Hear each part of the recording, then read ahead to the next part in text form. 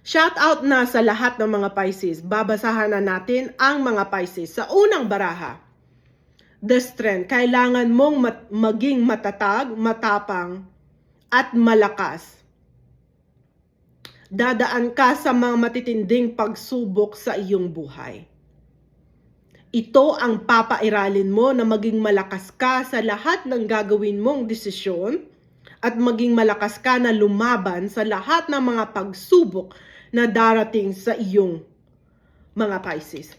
Sa pangalawang baraha, the hangman means banal na sacrifice o banal na sakripisyo.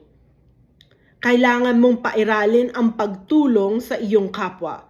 Ito lang ang tanging kahilingan ng ating Panginoong Diyos, magtulong ka sa mga taong nangangailangan ng tulong, mga Pisces. Sa panghuling baraha, makakamit mo na ang justice na hinihintay mo, mga Pisces. Ito ay pagdiriwang dahil makakamit mo na ang justice na hinihintay mo, mga Pisces.